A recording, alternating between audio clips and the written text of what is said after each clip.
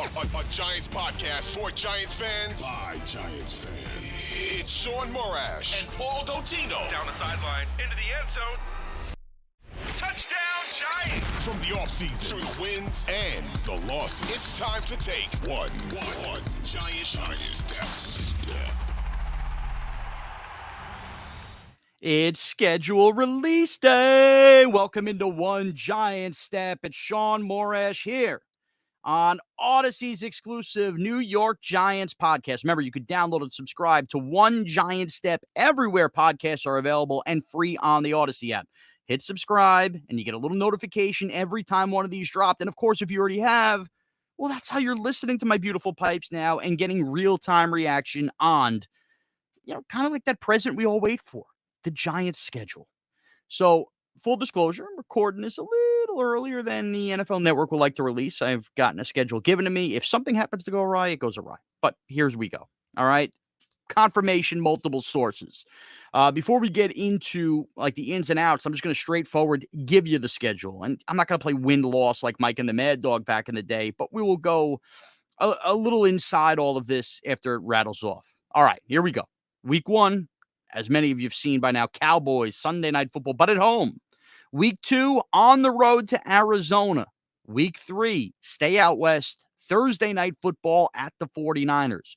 Week 4, home. That's October 2nd, a Monday night game against the Seattle Seahawks. So if you're scoring at home, I've given you the first 4 games, 3 of them in prime time. It's nice to be good again, huh?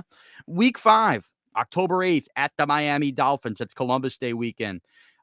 October 15th, week 6 at the Buffalo Bills.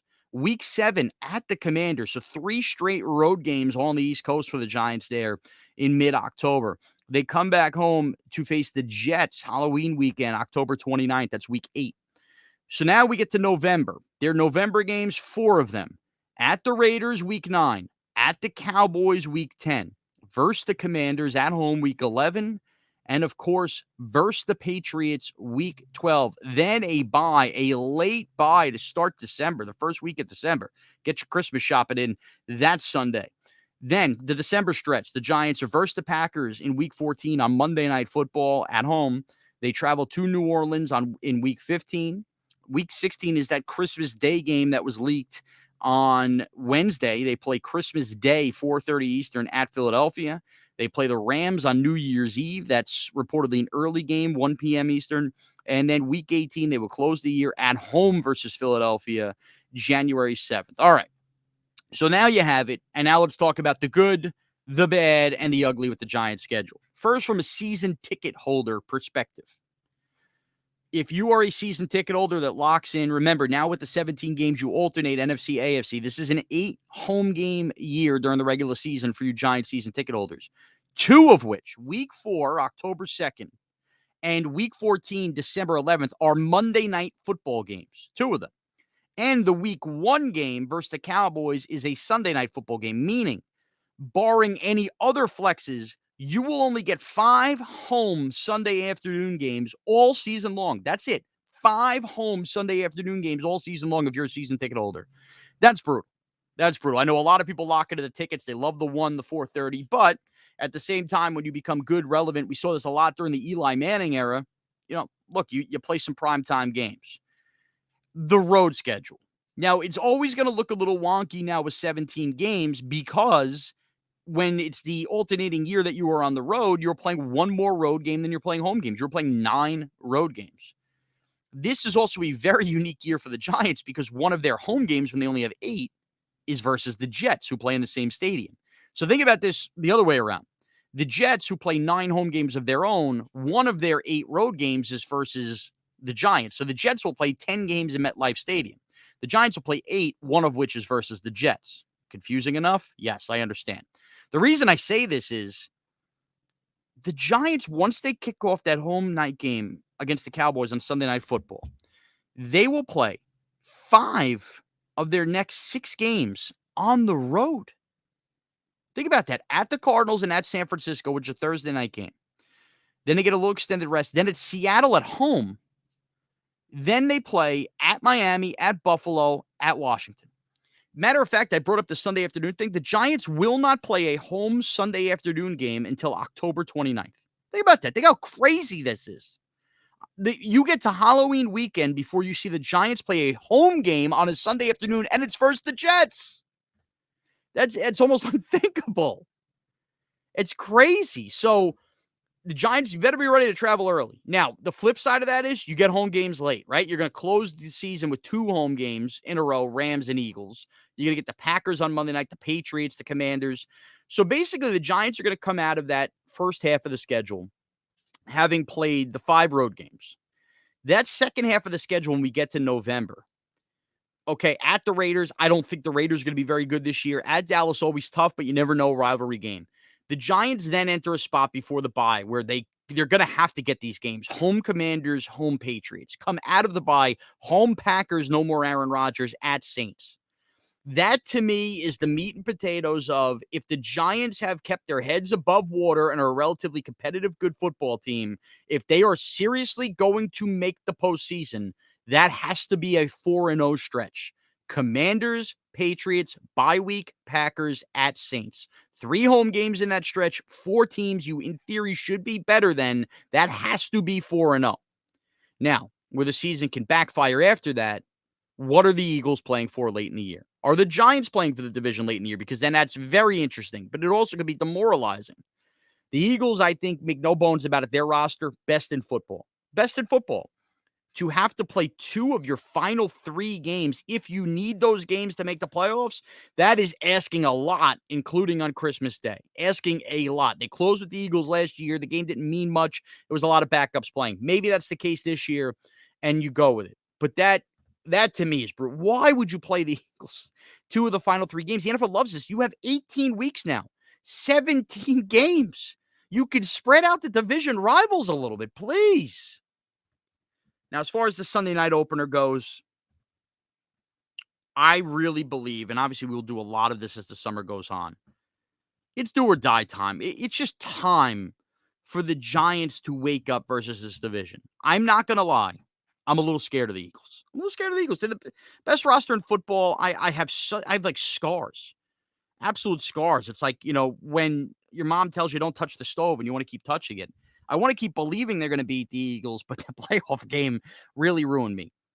I will take a breath and look towards where this team is by Christmas Day before I get invested in that. But I want a piece of the Cowboys.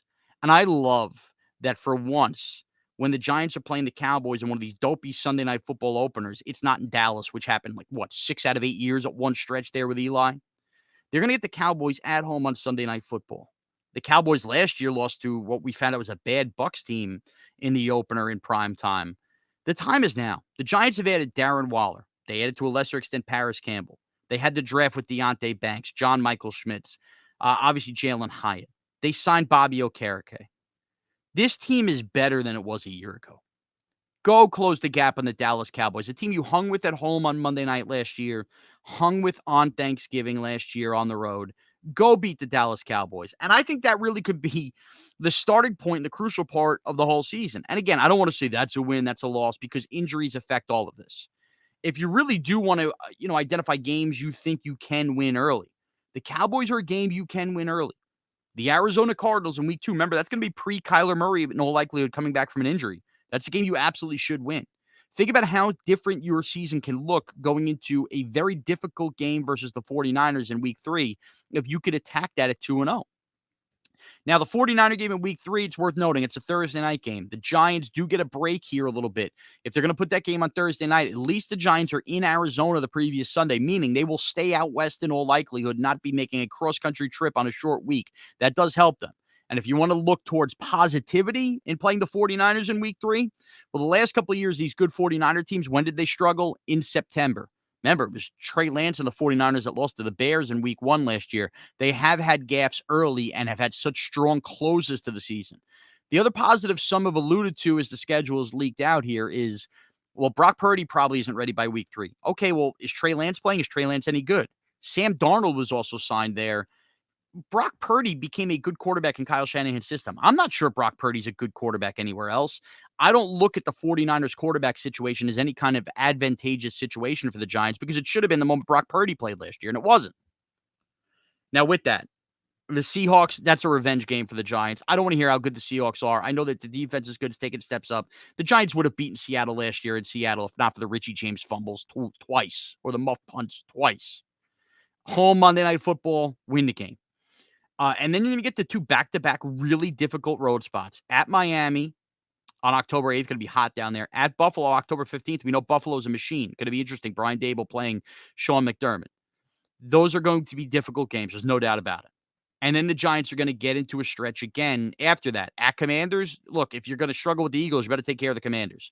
Versus the Jets, I hate to be this guy. Are we sure the Jets are that good?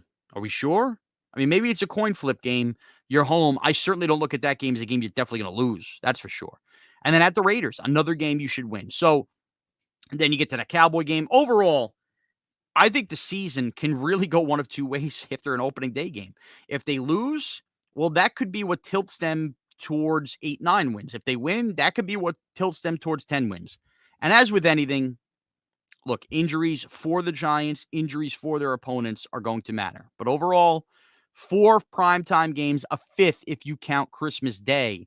The Giants will be in standalone spots and a very late bye week, a December bye week, which I guess depending on how the Giants are going could be a good thing or a bad thing. So nonetheless, just an interesting spot here as we look at the Giants schedule. Now, let's look at the Giants on Christmas for a second.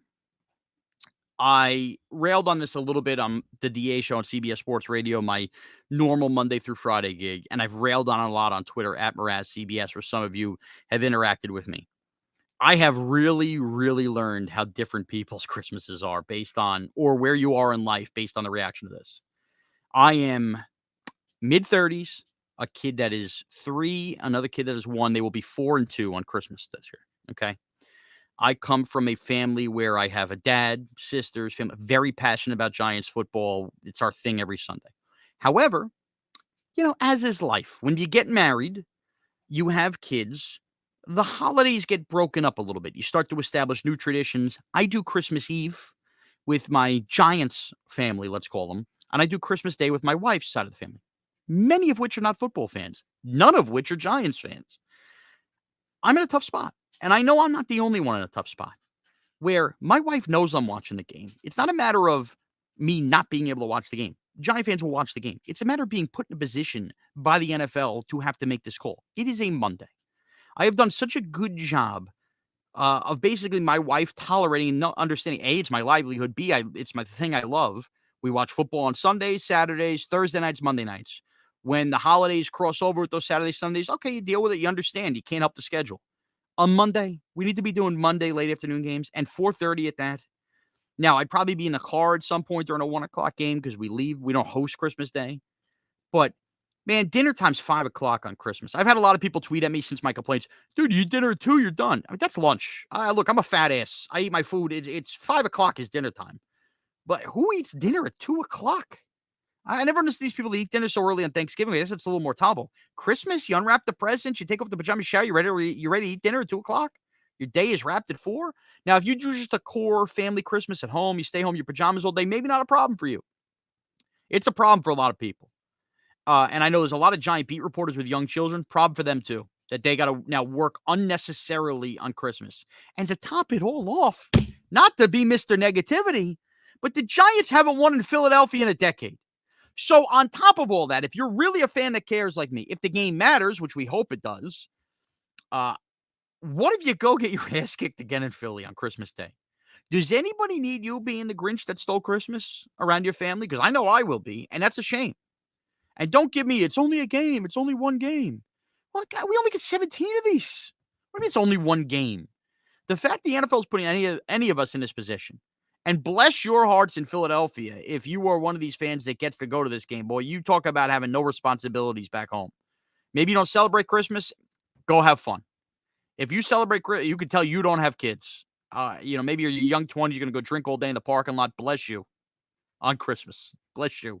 Some of us do not have that benefit at all. I think this is just such a selfish move by the NFL. But again, if the Giants sucked, they wouldn't put them on Christmas Day, I would assume. Then again, they put them on Thanksgiving last year, and the anticipation was they were going to suck. Now, as far as some league kind of overview stuff from the schedule. Number one, the Lions on week 1 in that opener against the Kansas City Chiefs. You know, I get the Lion hype, right? First of all, the NFC North is extremely wide open. The Lions probably should be favored. I get that the Lions are a fun team. We had them on Hard Knocks last year. They were fun. They were fun knocking off the Packers in that last game on Sunday Night Football. If there was further proof that the NFL knows we are gavoning pigs when it comes to eating up everything there is, they're testing us on something here.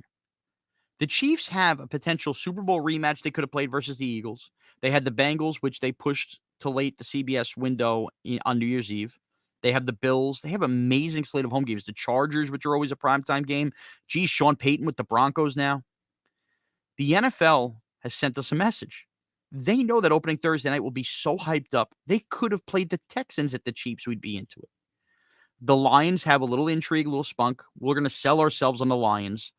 But they no longer need to put the biggest opponent the Chiefs will have in the schedule or whoever the Super Bowl champion will have in the schedule in that opening game because the ratings are just that damn good. Also, remember, the NFL has really, really overextended itself when it's come to TV partners it needs to take care of. CBS, Fox, Amazon Prime, Disney now really paid a lot of money to make sure those Monday night games are good, and NBC on Sunday Night Football. Okay, here's the deal.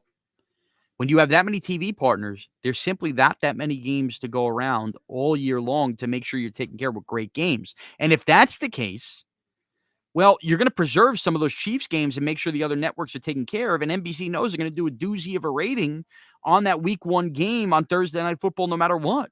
So you put a little team with some spice, the Lions.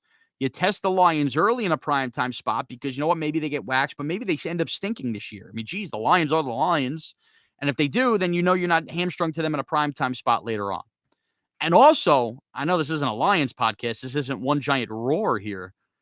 But the Lions play 3 Thursday games. They open on Thursday Night Football, and they play Thanksgiving, obviously, and they play a week 4 Thursday night game against the Vikings. Both their Viking games are on Thursdays, which is just incredible. And on that note, Thanksgiving is obviously a traditional day unlike Christmas for football all day long. The Lions, you hope, are good. They're playing the Vikings.